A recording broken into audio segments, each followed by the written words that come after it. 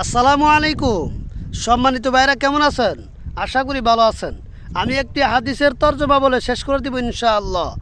আন আলকামা ইবনে ওয়াইলিন আন আবিহি আন্না নবিয়্য সাল্লাল্লাহু আলাইহি ওয়াসাল্লাম ক্বরাআ গায়রিল মাগদুবি আলাইহিম ওয়ালাদ-দাল্লিন ফাকালা আমিনা ওয়াকাফাদ বিহা সাওতাহু।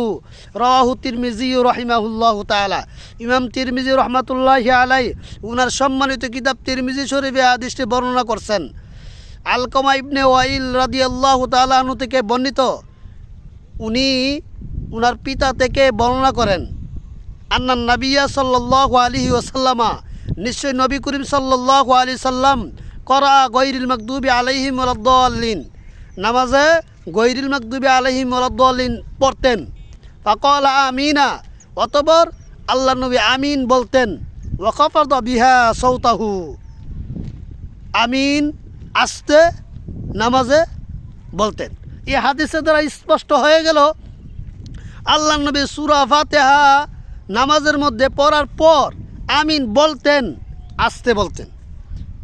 এই জন্য আল্লাহ নবীর এই হাদিসের দ্বারা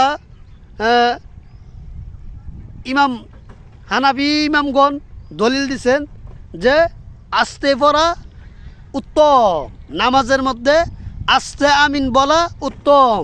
ভাই, ভিডিওটা ইসলামের জন্য শেয়ার করে দিবেন। আসসালামু আলাইকুম।